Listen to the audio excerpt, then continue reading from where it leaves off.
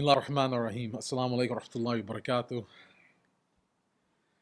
So, everybody was surprised in the first week of November finding out that Donald Trump won.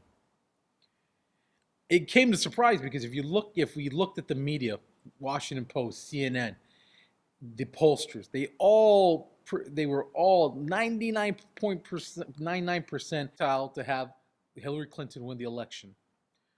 So when he won, this created a shockwave amongst the media, amongst the people, Muslims, Hispanics, different ethnic groups. They were all trying to figure out what's going to happen to us, what's going to happen to American foreign policy, commerce policy, education, whatever it may be, because no one was expecting this to happen. So we're trying to figure, pundits were trying to figure out how did he do it? How did he win? Especially the fact that he was able to win states like Michigan, which are traditionally Democratic, Ohio, even Wisconsin. And the biggest surprise being Pennsylvania. This is what's known as the Rust Belt, traditional blue-collar American jobs that are tied in with coal, manufacturing, automotive, you name it. How was he able to flip this segment of the population? When he was on his campaign trail, he did something very smart to attract the working white class. He was talking about the problems that capitalism made for them. When they used to have traditional jobs supporting Ford, GM, the coal industry, that all had a resonating effect across multiple states, all this stuff started to disappear in the past 20 years, 20 plus years when NAFTA was signed. And one of the things he was telling the people was, I will remove NAFTA, get rid of it, make it a better trade agreement. I will make sure if a Ford car is produced in Mexico, it will be taxed as a way to penalize American companies that send jobs overseas. Now, if you're outside of these, outside of the major cities, the average American household income is very low, $29,000, $30,000 a year. How do you survive off that? Especially when the whole city revolves around one industry and that industry disappears.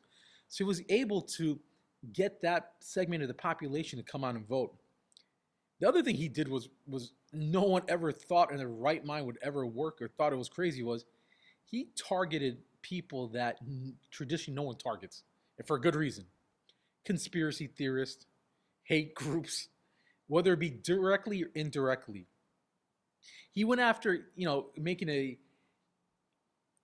a program where he would actually go talk on the Alex Jones show. Alex Jones is probably one of the most famous conspiracy guys out there.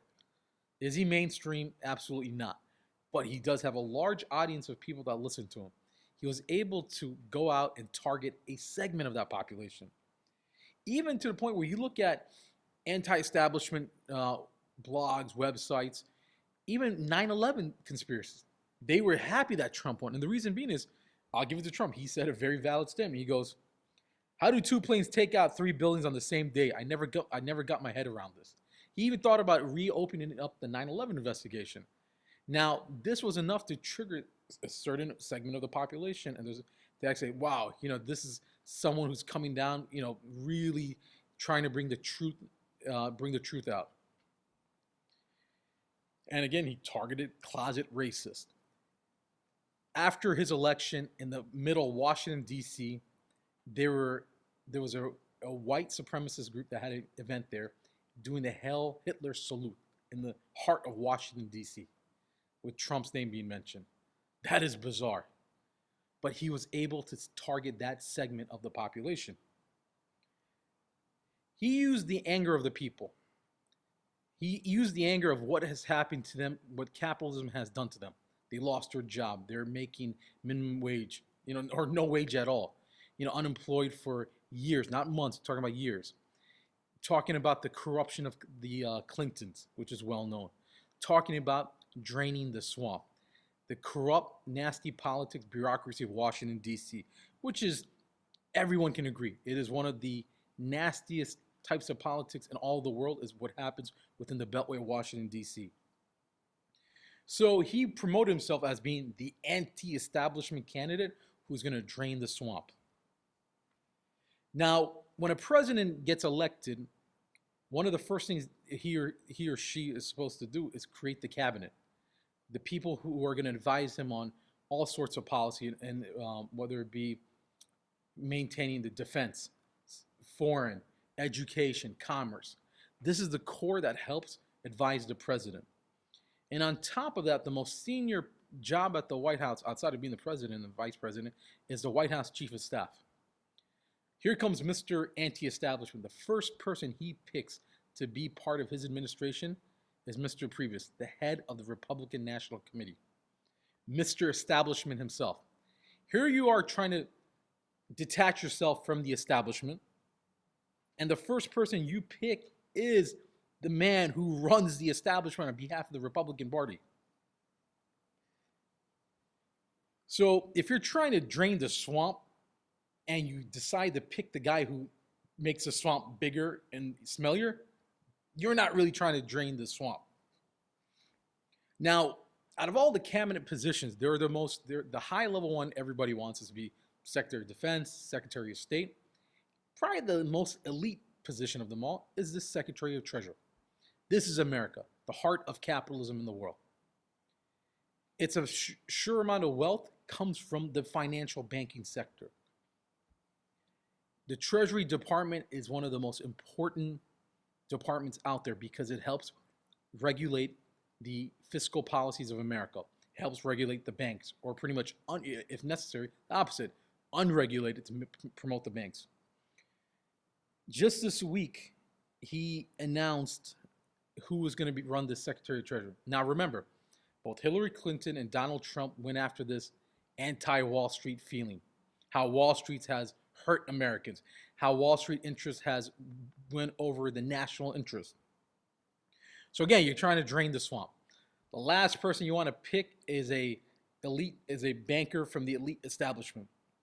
What does he do? He picks Steven Mnuchin,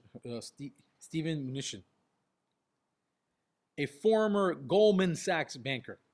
Goldman Sachs, probably one of the most hated companies in America for multiple reasons. One of the biggest being is the 2008 financial collapse, that what they had, their involvement in it. His also nickname is they call him Mr. Foreclosure. The reason being is during the 2008 financial collapse, when people were getting kicked out of their homes, when people were losing their jobs, he was one of the few people that realized how to exploit the system at that time. He bought out portions of IndyMac, the big lending company. The company kicked out 35,000 American family members out of their house through foreclosures. Took that same company, sold it to the US government for profit. So Mr. Foreclosure is now the Secretary of Treasury. So we go from draining the swamp and now what we're seeing is we put the elite 1% of the elite, the 1% of the top 1% of that bracket running the affairs of this country. They go, the Trump administration will probably have the richest cabinet members ever in American history. Now, being Muslims, this is one of the key things everyone was talking about is the Islamophobia that's generated by during the Trump campaign. Since he's won, what are we seeing? Is it true that the registration of all Muslims, making this whole McCarthyism style tactic to target the Muslims here in America? Now, during this campaign, he did mention key things that created buzz across the world. Stopping all refugees from Syria, creating a Muslim registration. Both, we're not talking about just over, people who are not citizens. He was talking about everything. And by the way, when he won the election, that dropped out of his website. Banning immigrations from Muslim countries. Now, some of the members of the cabinet and the people who are supporting the cabinet have clearly showed their anti-Islamic sentiments. Specifically, what's unique is it's not the Muslim, that they hate. It's Islam as an ideology, and they're very specific about this. Islam as an ideology. They're not talking about the ritualistic aspect of Islam. You're doing salat, you're going to Hajj, paying your zakat. No, what they're talking about is Islam as a political system, Islam as a way of life, Islam that has led to the political leadership of a Khilafah. This is what they ate, and they made it very clear. So Trump's uh, Trump decided 2 days ago to pick his nominee for the Secretary of Defense as retired Marine General James Mathis to be the next Secretary of Defense. Now, General Mathis said that political Islam is the major security issue facing the United States. He was very specific. It was the biggest challenge. It's not China. It's not Russia. It's political Islam. And where is there political Islam in the world? Nowhere. Nowhere. Saudi is not a political Islam. Iran is not a political Islam. There's nowhere. They know it. It's the coming of the political Islam, a real state. Again, and he's not talking about a bunch of thugs in the middle between Raqqa and Mosul. He's not talking about ISIS. He is specifically talking about the coming of a system, of an ideology that's going to compete against capitalism. Trump's national security advisor, Michael Flynn, he has stated multiple times of his anti-Islamic sentiments, but specifically regarding Islam as an ideology. He's, you know what, we'll give him the respect because he actually defines Islam. Islam is an ideology, and he clearly, before he even starts bashing Islam, one of the first things he goes is that Islam is a political ideology. And he also decided to call Islam a vicious cancer. He also said fearing a Muslim is a rational thought, is a rational aspect of humans. Here's a guy who's gonna advise the president on all national security events, and you already know he already has a agenda. Let's be straight. This is not a Republican issue of being anti-Islamic or against an Islamic ideology. It's not a Democratic. It's a both. Universally, they all agree on this.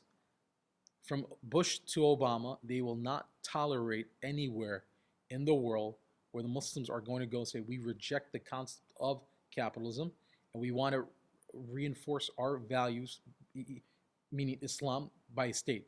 This is a universal agreement amongst both parties. They will never accept Islam as a political ideology in the world. Now, at a local level, we've seen, Donald Trump actually tap into some of the largest Islamic phobic personalities in America. Catherine Gorka, who was tapped to run the transition team for DHS, is one of the biggest Islamophobes in America. She had big issues when George Bush came out calling Islam a religion of peace. She made a big deal out of this. She does not accept Islam to be she calls Islam as Muslims are savages. Islam is here to, pillage and rape your woman. This is what she wants to project Islam to the world. Even though she doesn't want to look at the reality of what America has done in the past 250 years. But, for them, her think tank is to promote a negative light of Islam. Now, she has been tapped to help transition DHS from the Obama administration to the new Trump administration. She's also has pushed for legislation banning Ikhwanul Muslimin in America, specifically CARE and ISNA. Senator Ted Cruz has the same legislation. What's ironic is that, there are Muslim brothers and sisters in a day of these groups. We always give them, we pray for them, Allah always give them, put them in the right path. Allah guide them. But their actions, are complete opposite, unfortunately. We've seen these same groups come out and advocate, integrating with the system, when the system decided through, the democracy that they so proudly, push people to do. They decided to put a person in there who has completely 180 degrees values that they adhere to, or thoughts. and they have to accept it. This is the pill. This is democracy that you promote. It's a hard hard um, pill to swallow.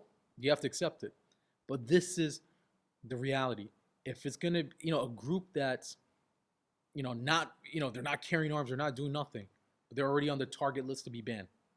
If they deposed your Morsi and the Ikhwan Muslim in Egypt, what's the difference of doing it here?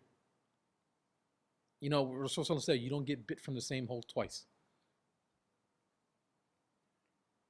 So the registration part. Now, the registration of Muslims, that's been more talked about, a little bit more clear. And what they're talking about specifically is registering Muslims that come in from immigrants that come in from certain countries with terror-related activities. Now, what they're trying to do is resurrect the old program from George Bush. And what that did was it required specifically Muslim males coming from certain countries to report to the immigration office at a periodic time. They would check your school transcript to make sure you're there. So pretty much keeping tabs on you. Now, in 2011, this program was scrapped because they realized it was completely biased toward one segment of the population. And even the Obama administration had to pull the plugs on it because they realized that it was too hard to maintain. But again, he did carry on the same policy till there was public pressure to remove this. Hate crimes. Let's not get disillusioned. Hate crimes have been going on since 9/11. Now all of a sudden, they make this whole issue like, wow, in the moment he got elected, Muslims are getting beat everywhere, getting harassed everywhere.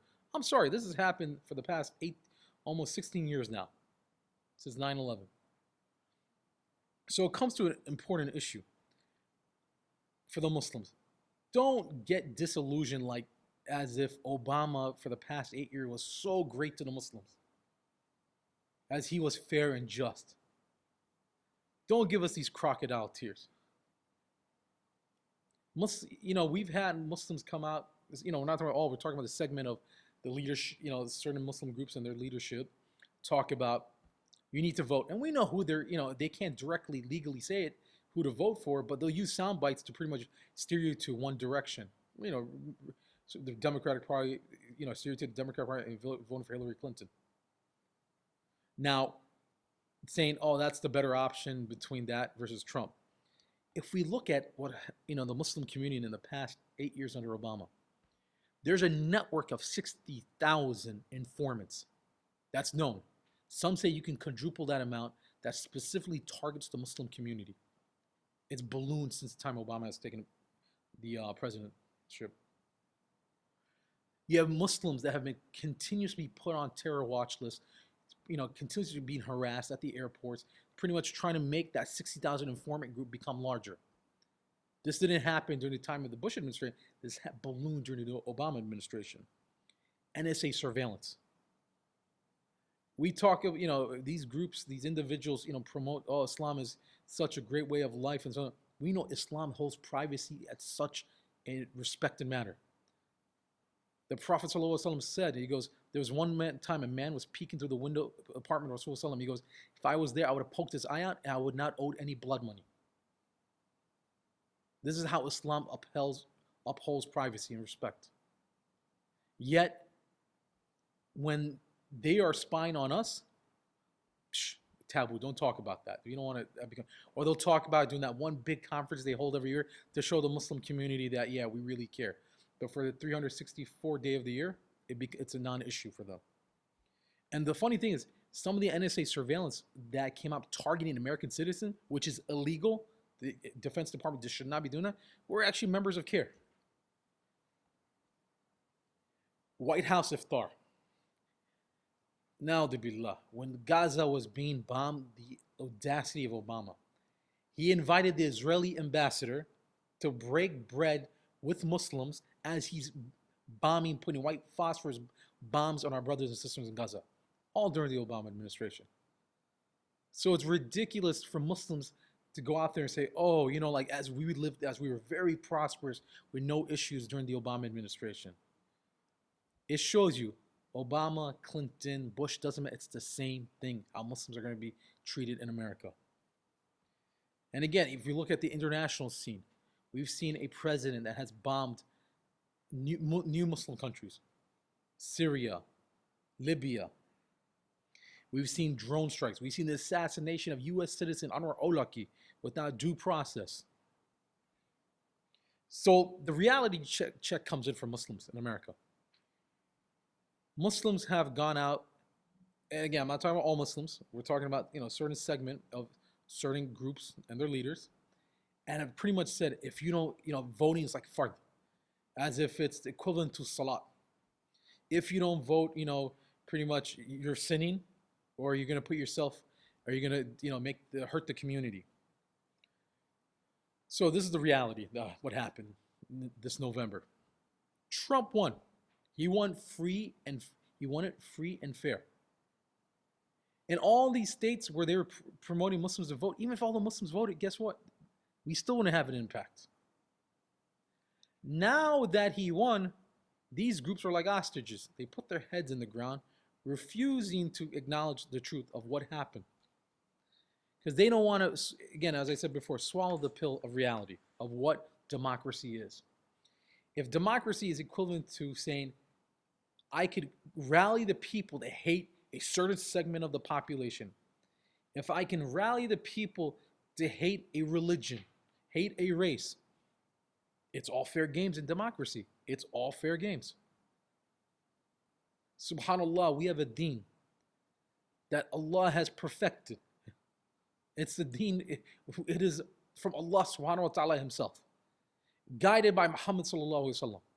It's perfect. This book opens up. Alif Lam Mim Dalikal Kitab la Rayba Fi. There's a book where there's no doubt. We can't take what halal and make it haram. We can't take haram and make it halal. Well, this system has that flexibility. One day they want to make gay marriage illegal. One day they make it legal. They want to make marijuana legal here. They can make it illegal there. If a system allows this, what do you expect out of it? So as I conclude this talk, here's the reality. Trump is part of the establishment. He is not coming out, he's not an anti-establishment president. He is going to sit there, promote the best interest of the Republican Party, American foreign policy, to serve, America's overall interest. Again, campaign promises are a joke. He already backpedaled when it came to pulling out of NATO. And trust me, that list is going to get larger and larger and larger. He also said he was infamous for, he's going to lock Hillary Clinton up, investigator. That promise is already, gone. So all the corrupt stuff that were done by the Clintons is pretty much washed under the rug. But we can guarantee one type of promise. It's going to benefit certain people. Yes. Is it going to benefit the, average American? Probably not. Is it going to benefit the 99%? Probably not. But it will benefit the 1%. Both candidates were talking about anti-Wall Street. The moment Trump comes in, he puts a Goldman Sachs banker as the Secretary of Treasury. Clinton was infamously found in one of her emails that were leaked that she had a public stance and a private stance when it came to issues. So Wall Street, she would give her private stance on what she thought.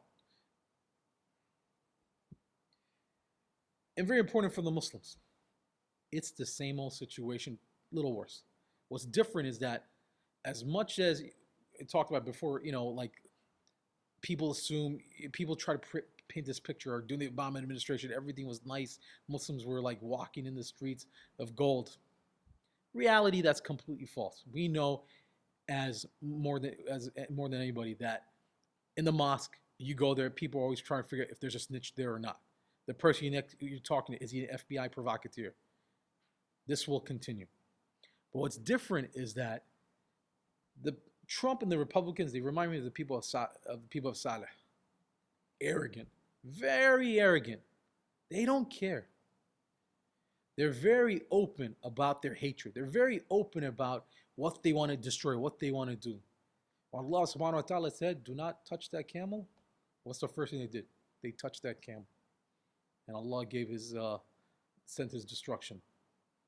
Arrogance. I mean, it is the quality that made look what did to Iblis. Iblis used to be the best of jinns in Jannah, and he became the worst.